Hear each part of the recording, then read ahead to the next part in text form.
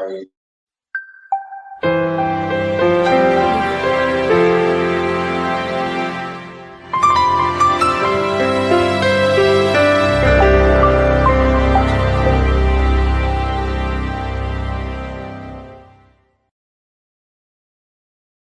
Africa, more especially in the mining sector, focusing on the so-called critical minerals, so that we put the agenda of minerals on reference, the social dialogue in South Africa, so that they can be paid and they get the provision. Thank you, Chair. I'm happy to start. I mean, in a nutshell, or in simpler terms, geopolitics simply means competition between the developed countries.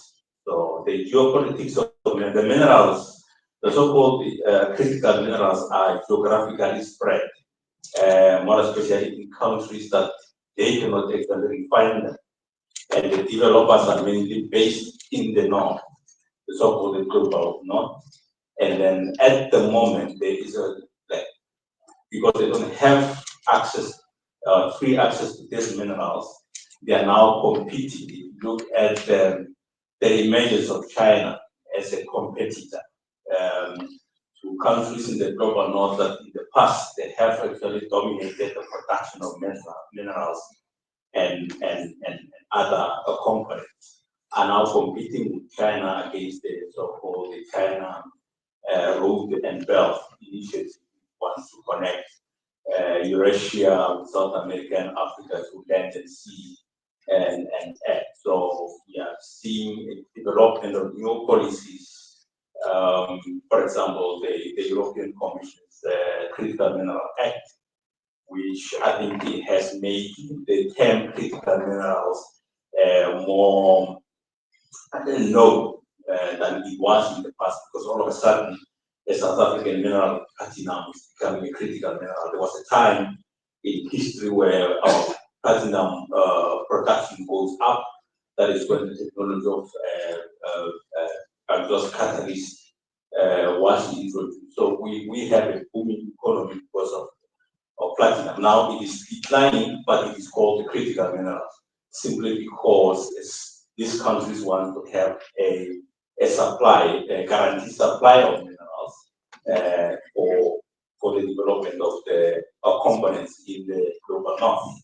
Because we are caught in the center of transition, because for us to transition, we need these minerals.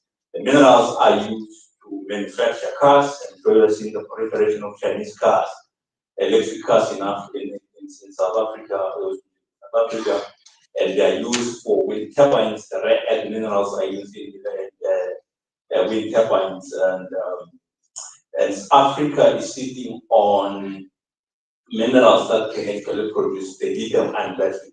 Somebody just mentioned lithium-ion battery, but we don't have the capacity to develop those batteries, and that is a challenge.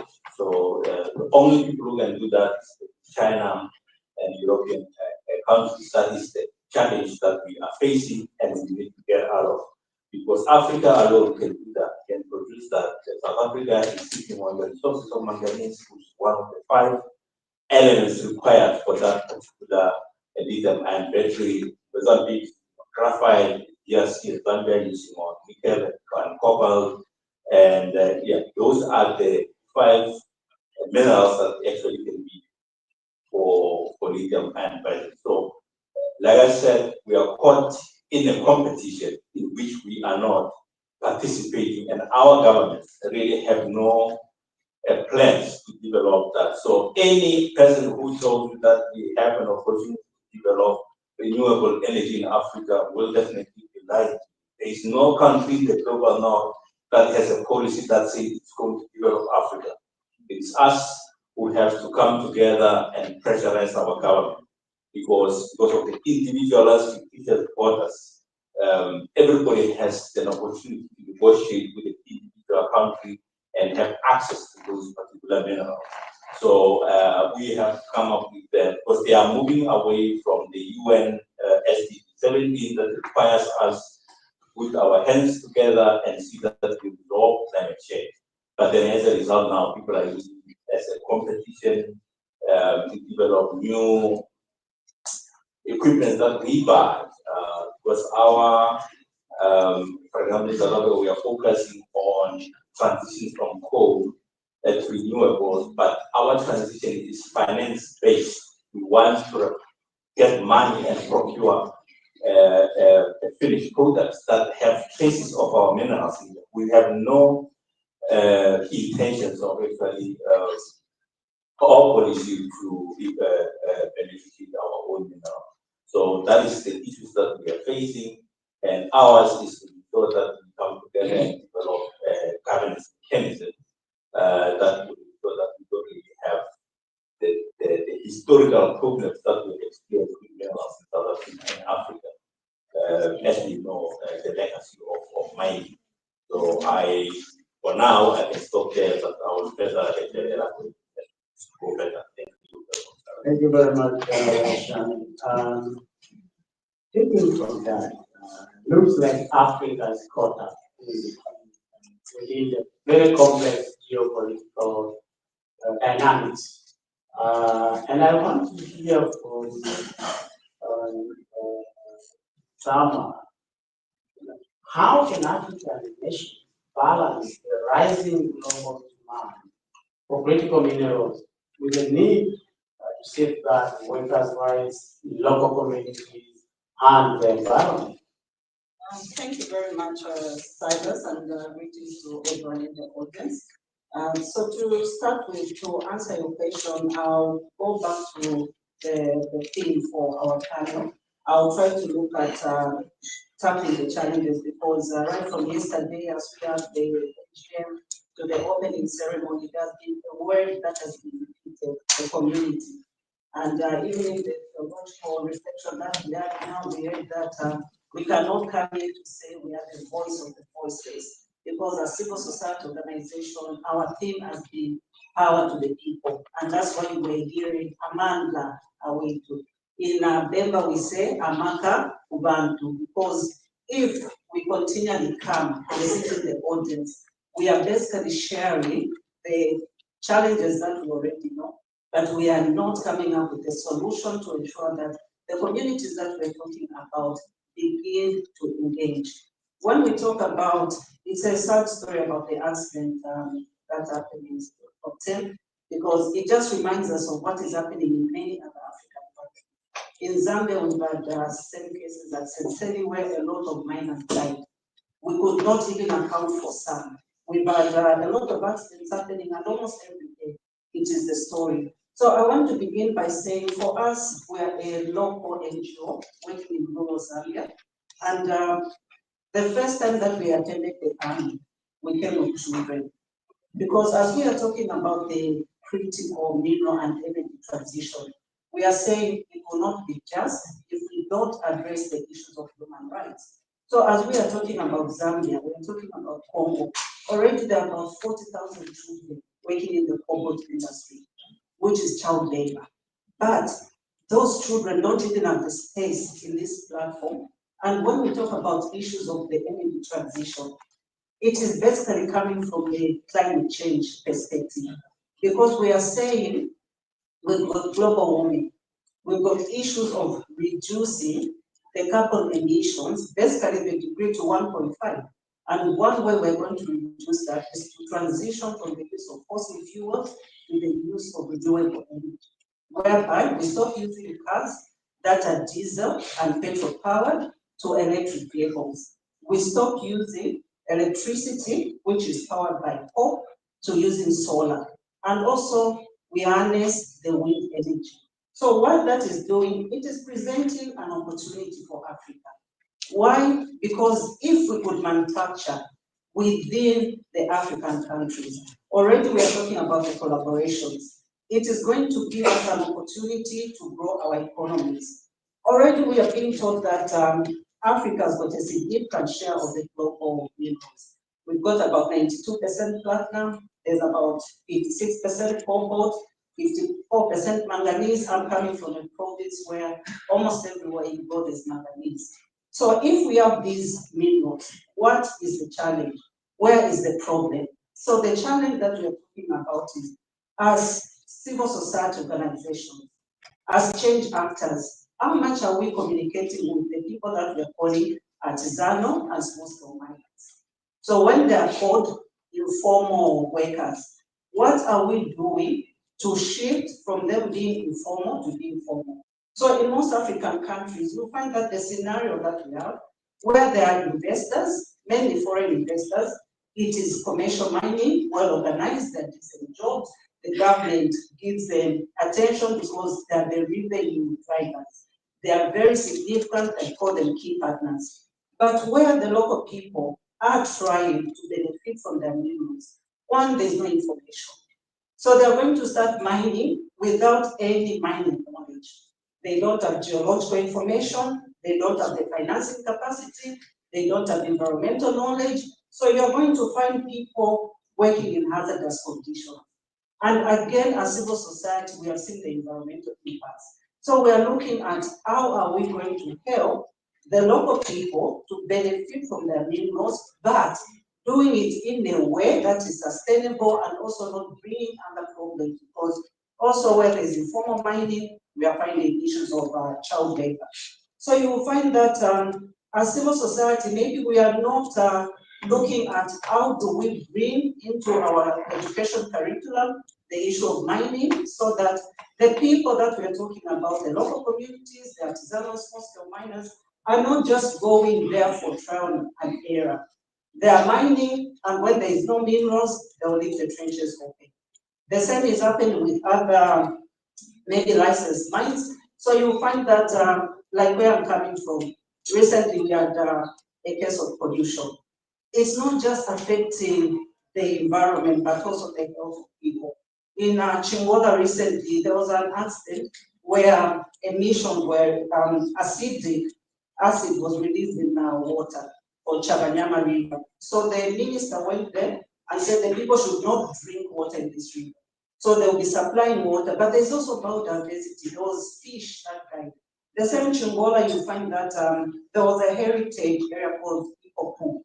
The hippos are gone. So now you find that because as Africa, now looking at the opportunities which are there, the opportunities are, if we move as one voice, looking at the Africa Mining Vision, the Agenda 63, and we come up with policies that are protecting Africa in terms of the African people.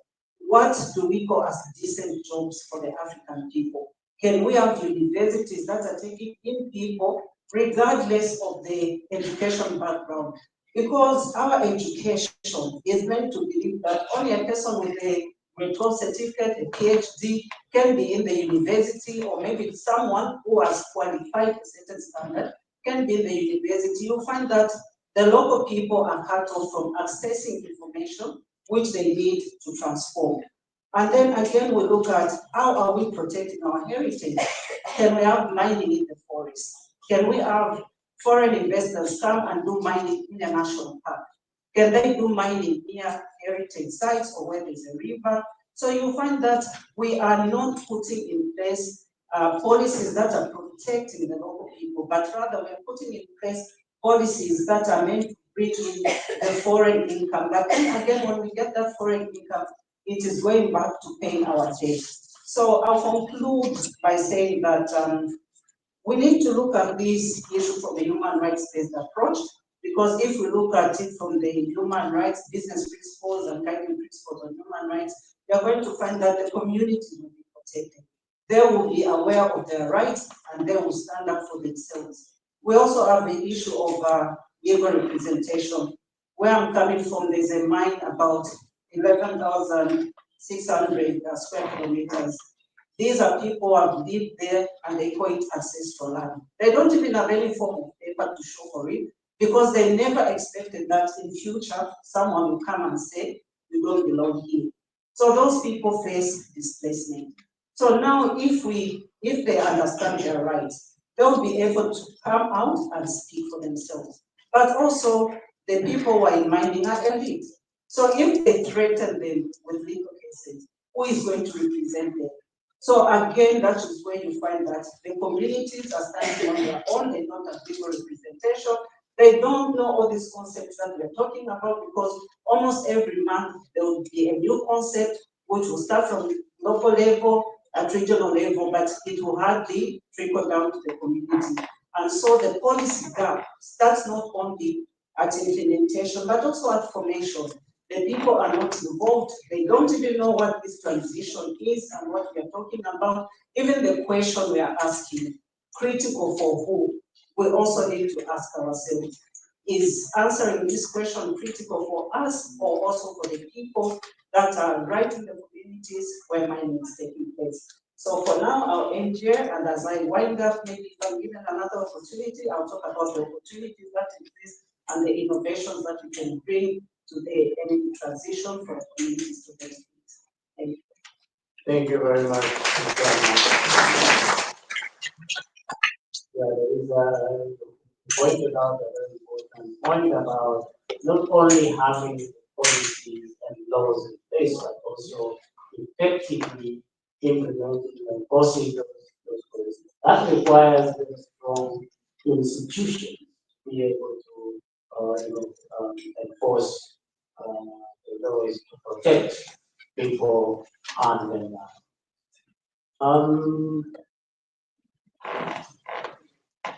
I hope you won't mind if I call you Kay.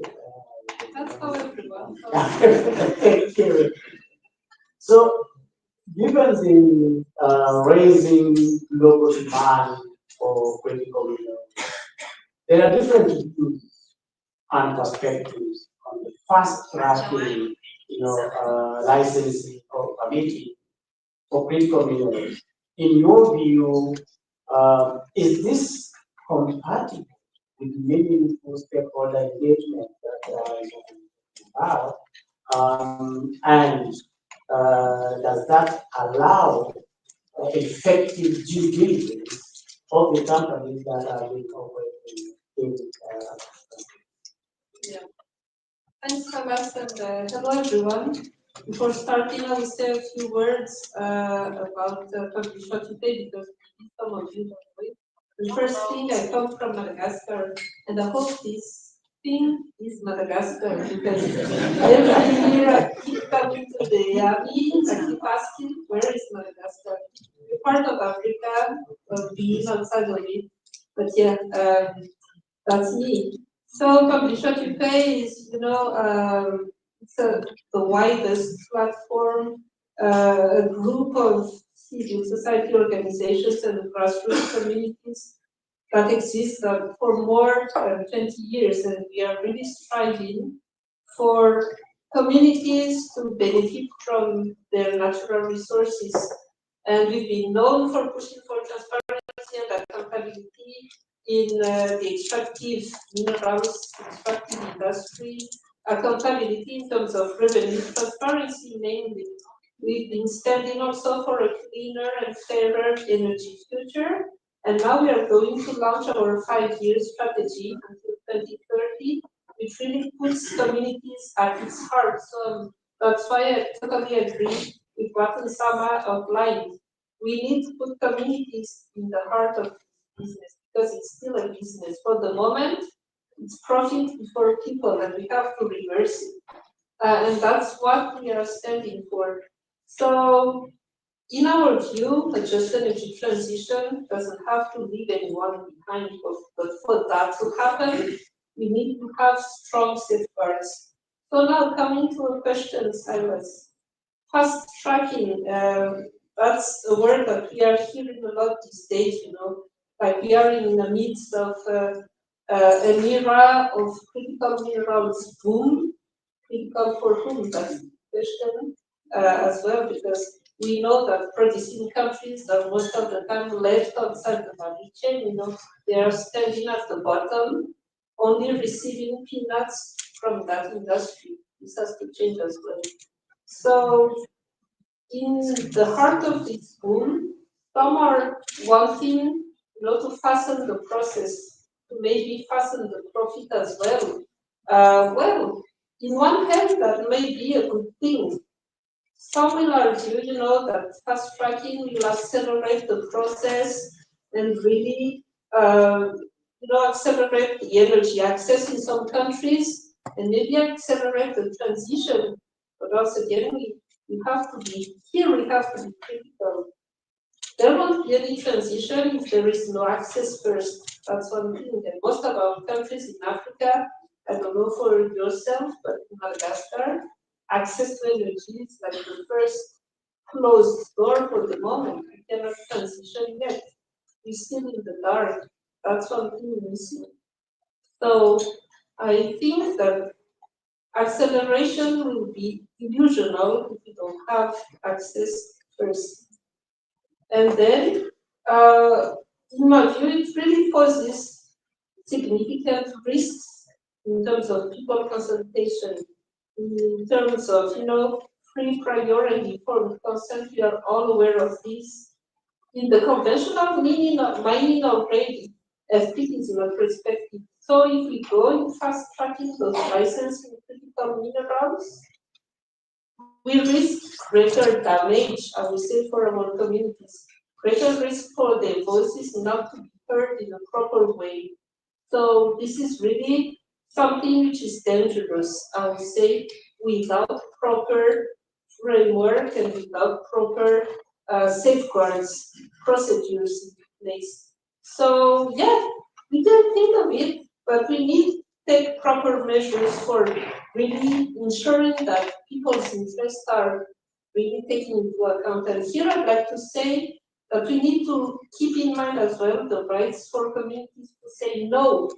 If they don't agree to the exploitation of their minerals, of their resources, companies and governments must obey. That's logical. If we are in this logic of the people power, that should be the case. But to sum up, I would say, without really those safeguards and measures, fast tracking licensing may be harmful for our communities, so we need to change. And just a minute, Silas, before you take the mic from me, even if it's touched here, I wanted to bounce back on what Shane highlighted on the geopolitical side, because we are living in an era of danger right now, and I'm thinking of the US, and the war between the US and China, etc., and critical minerals, because our countries for reaching resources are, in the middle of this war as well, and this has impact on our community. So I just wanted to get back to this and say that this war on critical minerals emphasizes double standards. There are standards for the global north and there are standards for the global south, where we are the one, having the resources. We are the one not benefiting from it. So as a reminder, in the US, for instance, the Biden Inflation Reduction Act introduced disguised protectionism and in terms of tax incentives worldwide with their allied countries. Now, Trump's tariffs plan has also stripped away any pretense of asserting economic nationalism. And I don't know if you've seen, but our colleagues from Tax Justice Network recently published an op-ed speaking about that. And they outlined very interestingly how Trump's tax policies will force countries to surrender sovereignty over taxing US multinationals, reviving colonial era practices, by privatizing imperial powers tax control, by undermining global reforms, which was still in its implementation phase, of course, and threatening punitive measures like trade tools or tariffs against nations defending their taxing rights. So what I wanted to say is that for critical minerals to benefit Africa, it's really among our governments to make the right decisions.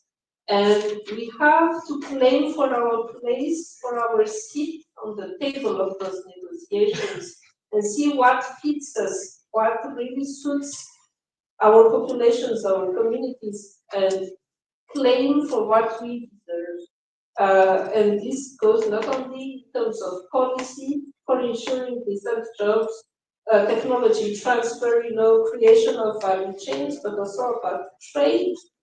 And tariffs, trade agreements are inequitable for the moment. We need to reform them.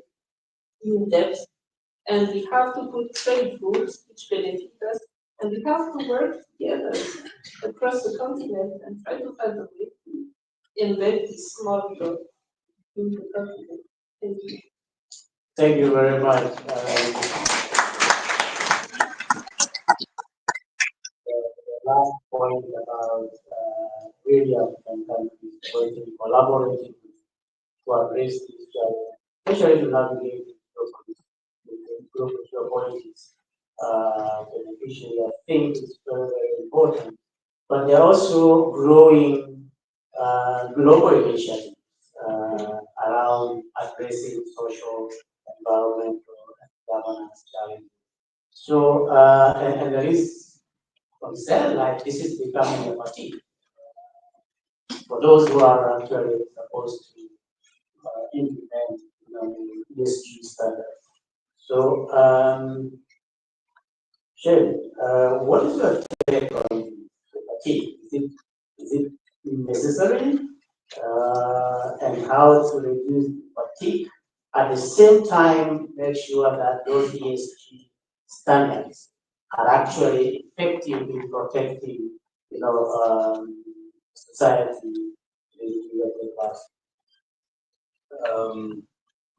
I think first instance, I think I did one, like the mining communities, an organization that locally operate in that state. We need to advocate for a global governance of the minerals rather than fell into another trap of inconvenience of certain factors. The ESG standards, they are an agenda that has been set by a consulting firm. Because many investors now, genuinely so, that is why we are also a CMB work in South Africa. Organizations are saying they cannot be part of the history where they are violating the rights and human rights of Africans and other people in the global south. So the ESG standards, in a way, is a pressure from most companies to want to appease to investors to say we are doing the right thing of the community. But the red flag is when they are being done by organizations that, for example, have been called in South Africa in so-called state capture. The consulting firms, even globally, that have helped this organization to cover environmental issues, and now the champions of environment and social issues. And for that, I think we need to be careful about it. And the fact that they are no consistent, they are different. I mean, every company will have its own rating company. Even the child of the second largest company, DFC, China Mobile Board, has a company that is rating them. I think in 2023 we put them to AA rating. Anyone who comes from the DRC or understand the issues in the ground in the DRC knows the atrocity that these companies are doing. But the company, in its annual report, they have wonderful pictures and rating about what the good that they're doing in the country so that investors then can invest. But in reality, it is not the case. But I think in the room we have organizations that have the interest of all these communities and we need to find partners. We have EMA, which is the initiative of mining assurance, which actually would add the value chain and then make sure that people like that are looked after. And for that, I think we need to find those kind of partners and push for a global governance linked to SDG 17 of the United Nations. So the ESG from where I stand, I really don't support them, and I think that. Thank you very much. Someone want to add on the Yes, I can add a bit on the environmental governance and social standards. I think most of our countries have domesticated these, like, for example, for us, our Environmental Management Act provides for environmental impact assessment.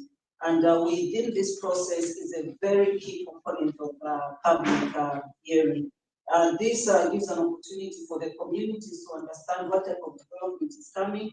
They interact with the developers. So this is where issues of if they'll be need for the community to move, where will they move? Have they agreed? So the issue of FP comes in there so that the communities are prepared for the project.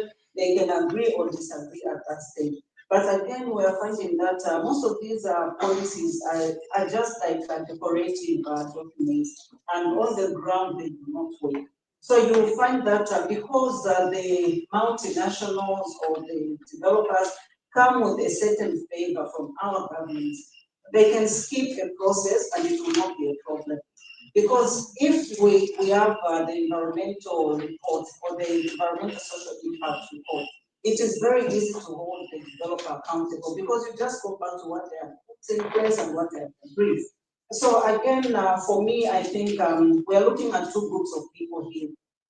We are looking at the people that we are calling the artisanal small-scale miners, those who are in the informal type of mining, and we are looking at those who are affected by mining. So for me, I'll take back maybe because we have been blessed with a lot of theological lessons as we started the army. I'll give a reference to the people of Israel when they worked as slaves in Egypt.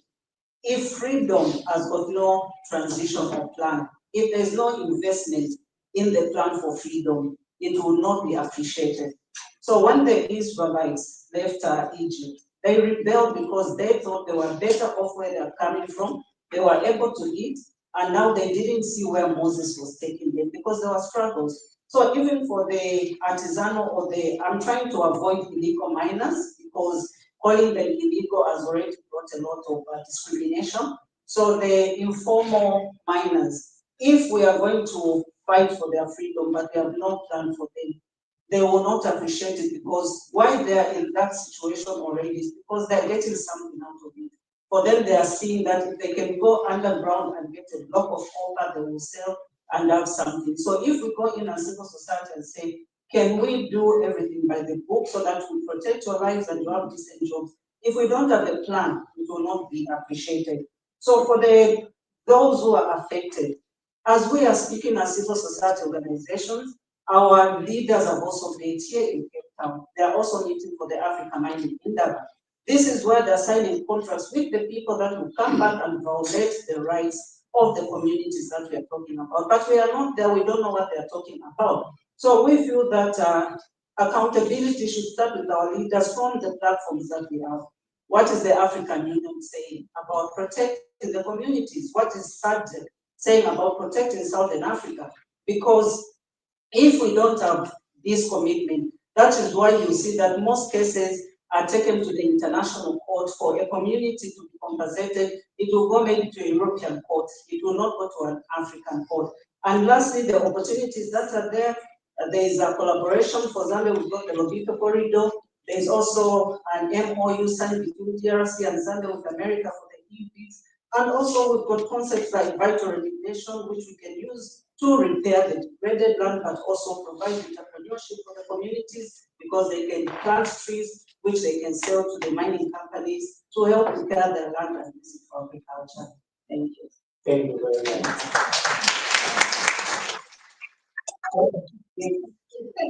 1 minute silence. Fraction of a minute. I want to get the views also from the audience. I've been rushing. I was just about to say, like ESG, there is the G, and ESG is tending to backslide really worldwide in terms of funding. For instance, funders seems no longer interested in funding the G, but the G, the governance, index, anti-corruption. And this is really something very important in the mining sector, including in the critical minerals. That's what I wanted to say. So we have to be, ready to push for more, because if we don't build transparency, accountability, and integrity of the funding in the critical minerals era, that would be a disaster for our communities. And final thing is encouraging you to read two documents. The first one, a research that we have published, published what we pay on value addition in Africa, how to make that happen We have proposed a lot of policy recommendations. Please read if you're interested on the topic, how to make the most of those resources while safeguarding our communities. And the second read is a joint publication that we made in the NRGI, which was just out on one of the actionable recommendations of UNSG Critical Minerals Panel. We were focusing on layer one on value chain, diversification, equality. There is a set of recommendations that we just published. Please read it online, find it and read it if you're also interested in this aspect of equality creation. Thank you very much. I'm mindful of time. We have 10 minutes and I just want to be fair to the audience. So I'll pick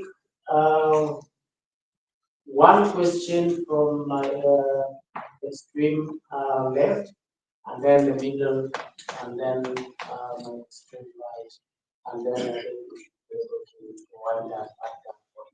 So any question from there? Yes, the first hand up. Mike?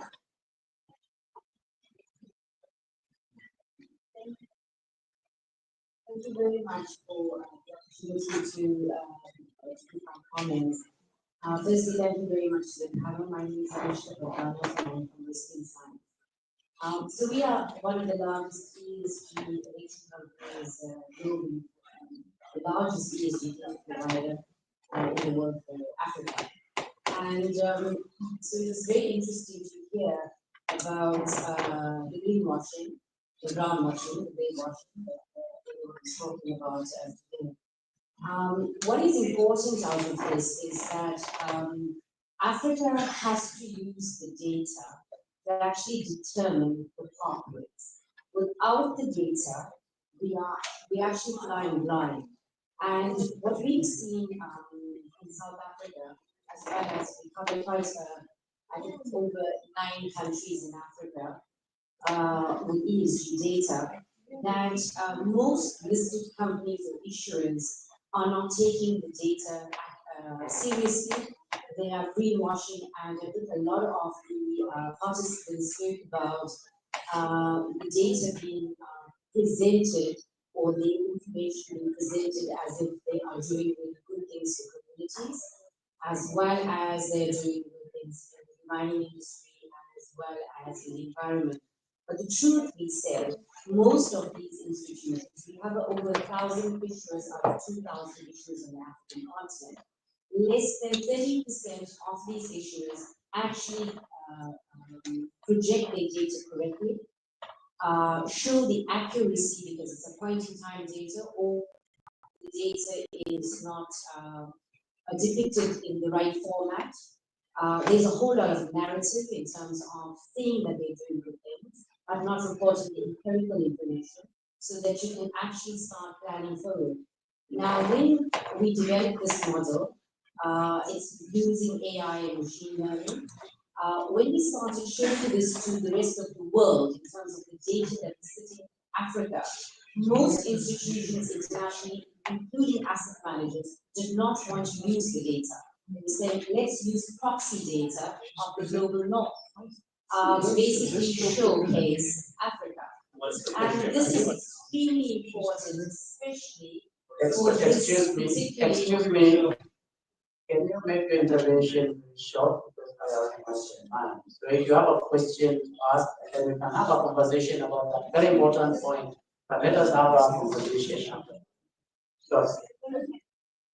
I think what's very important is to actually understand that as activists that are sitting in this room, that data is what is going to allow you to actually have a voice and a seat at the table.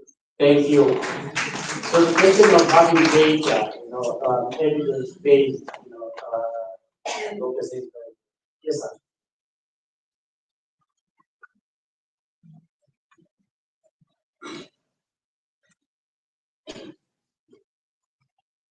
Thank you very much. Mine is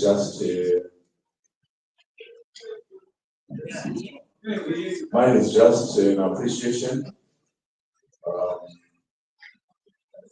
I'm Chief Executive Officer of Children's Community Ownership Trust, with the drivers have been mined in Zimbabwe. And I take note of the emphasis being put in this army on the shift from voice of the voiceless to power to the communities. This makes us communities feel very much accommodated in this forum. Thank you very much. I noticed great emphasis on this in the theological reflection, as well as presentations yesterday, especially by Oxfam.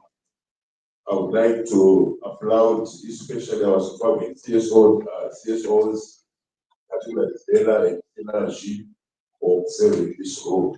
I think this go on like that. We communities quite appreciate. Thank you. Thank you very much. That was our appreciation, and I really appreciate that. Hands there.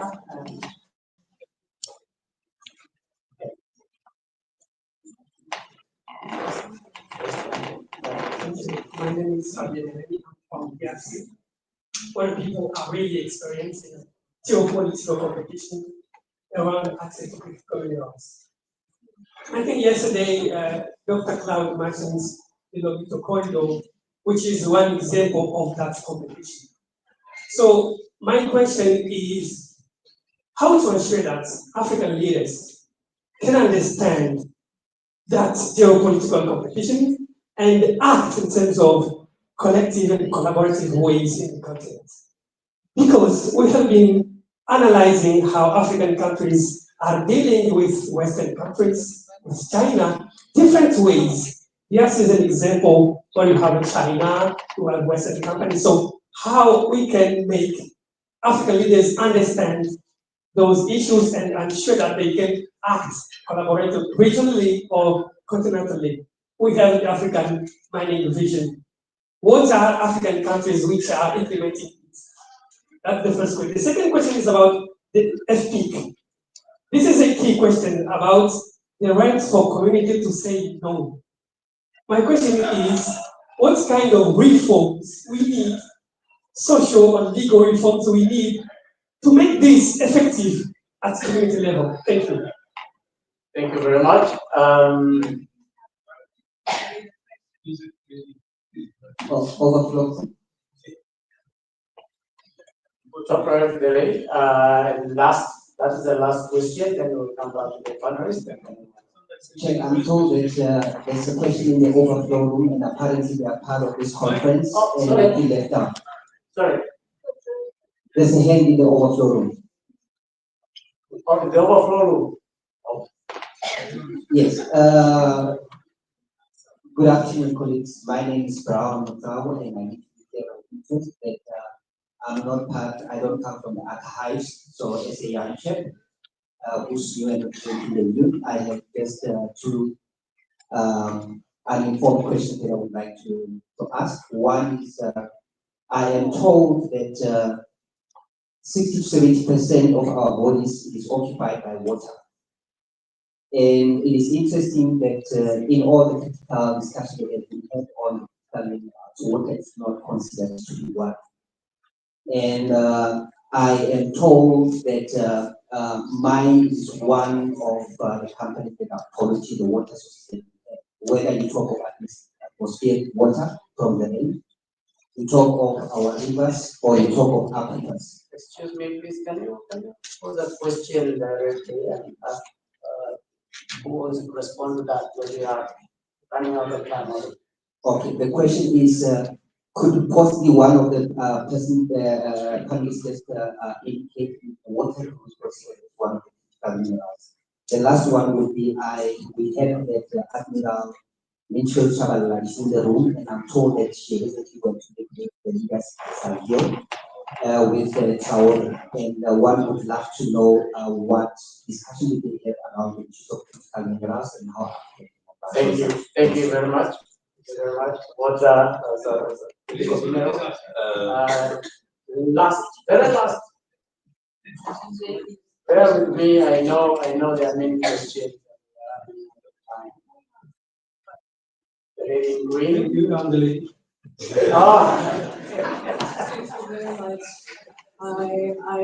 I want to speak in my colonizer language because you are forcing me to speak in your colonizer language. So I'm going to ask in Portuguese, so if you understand, you understand. Mas a minha questão é simples, because, também porque nós temos algumas pessoas que estão a assistir em português.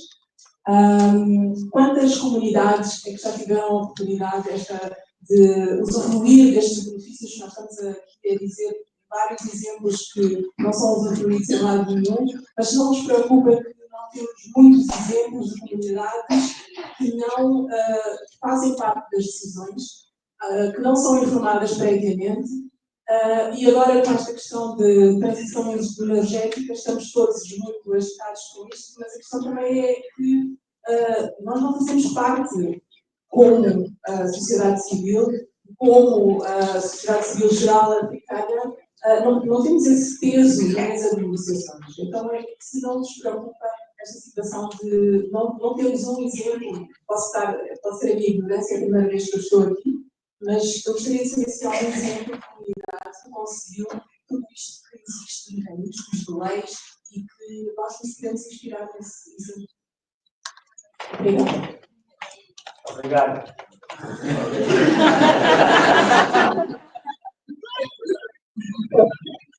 Thank you so much. We don't have a pressure time. I don't want to respond to each specific question that has been raised, but in the last interventions, less than a minute on each of the panelists, there is a question that you want to respond to. Please pick it up and respond quickly, and then give your final point. After that, we will close up. I think I will respond to Comrade Ram about the water not being critical mineral. To start with, like I've indicated, the concept of critical minerals is not our concept. I mean, an example is, like I said, the European Union that has classified certain minerals as critical, but it is not Africa to say, so they are not going to export water from here. EU countries, they have identified minerals that they see as fit for them to use in components. So, like I said, we really need to be, because for a mineral to become critical, there is a process that needs to be done. Look at the criticality of that minerals for your economy and for your manufacturing, which we haven't done, for example, South Africa and other countries, African countries. So I don't think it's even feasible for us to identify certain minerals are critical. They are not critical because they are not critical for us.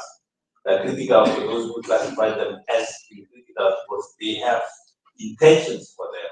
That is why you will not find that particularly in China. China, which is has a quasi-monopoly of the whole value chain of renewables and lithium-ion batteries, but you will not find them to be about critical minerals because they are intentional, they are clear, they have one ministry that actually looks at the whole value chain and then using different expertise. So in South Africa, we have almost 19 policies that talks about just transition, and they are competing amongst themselves. Everyone organizes his own thing and brings his own people and talk about just transition, but we have no vision on how we are going to benefit the minerals that we have. So that I contribute to that. Thank you very much. So the criticality, whether Africa should define these as critical minerals, because if you are a producer, from a producer perspective, it's not critical, but it's strategic. So yes.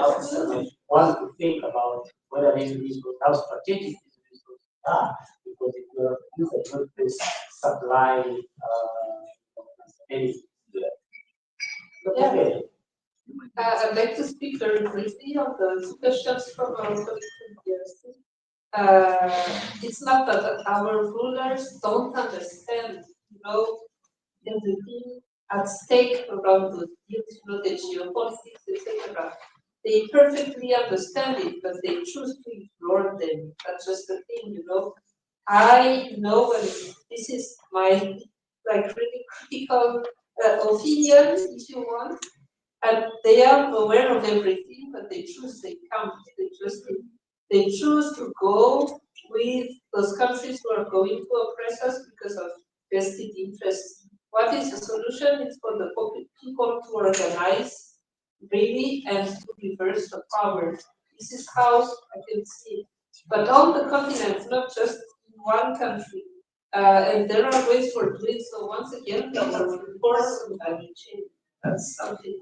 And on the second question, 30 seconds, Silas. I think the right to say no has to be entrenched in each constitution, because this way we can embed it in the local legal mechanisms. And then we need strategic litigation to go coupled with it as well, and the right to say no is violated. But the thing is, it needs an independent judiciary, which most of our countries are also lacking, if I'm not mistaken. So once again, we need to reform that first, and we need a regional and international mechanism for judging those questions when the rights of communities everywhere around the world are violated. Thank you very much. Thank you, Silas. Under a minute, I'll look at free, fair, and informed consent, the entity that we're talking about. For me, I feel Africa has no longer got dictatorship. When we talk about democracy, again, points to power to the people, because the people elect their leaders, they give them the power. They also have the power and rights to question them how they're using that power. So if it's going to be effective, we have to understand that we as a people have the power to question our governments, to hold them accountable, and to promote good governance. I'll just quickly give an example. What happened in Zambia and Wakula, where I'm coming from. A Vietnamese investor came looking for 6 million hectares of land with citizenship on top, no taxes, and had the sovereignty to grow in rice. And we engaged with the chiefs, we came together as a people, and we said no. So that investment didn't go along. So that just shows that as a people, when we come together, collective voices, understanding our rights, we can say no. Thank you very much. The next question? Yeah. No, thank you very much. Sorry, excuse me. It's conversation to continue, so we can't finish everything. So thank you very much, the audience, for your contribution, and thank you very much, my panelists. Please join me to applaud our panelists.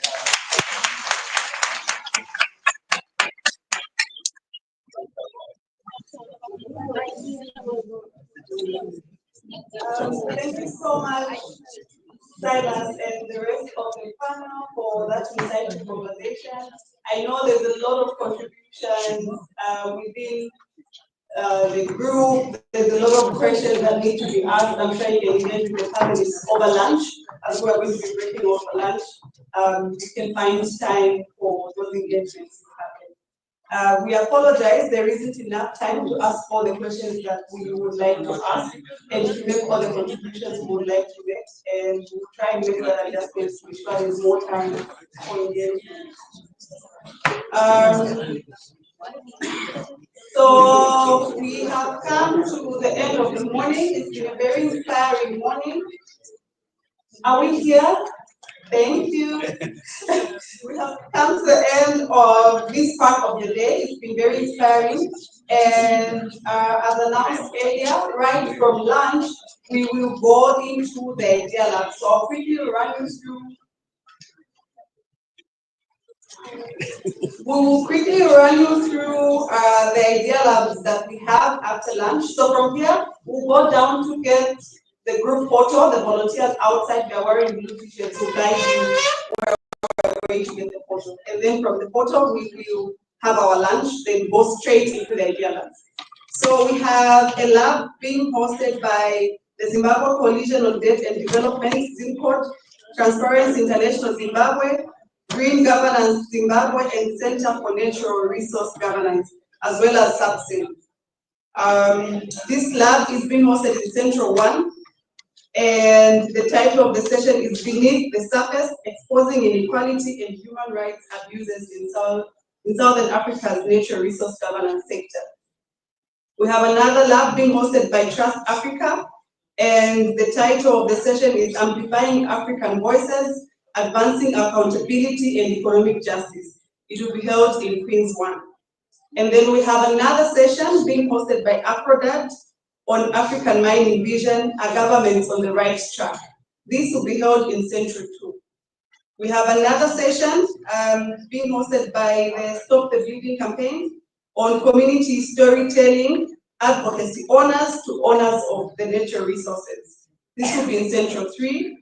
And then Southern African Trust is hosting their Idea Lab on reclaiming earth, restoring balance and care in the extractive sector, Afro-ecofeminist approaches to mining sector transformation. This is held in Queens 2.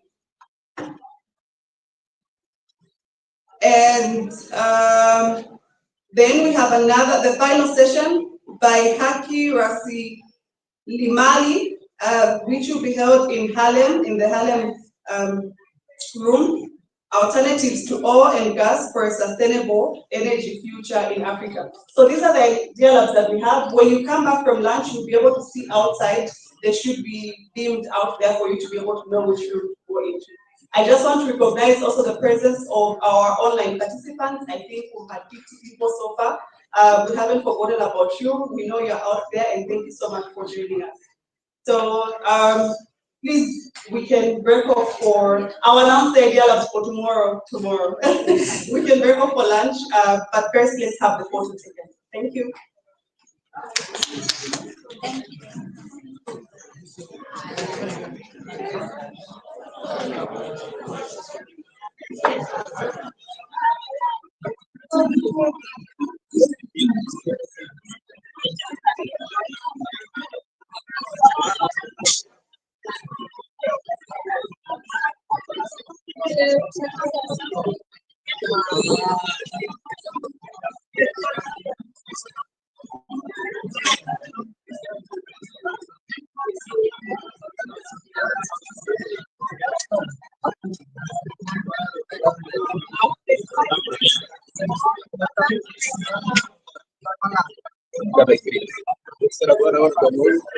Podemos combinar com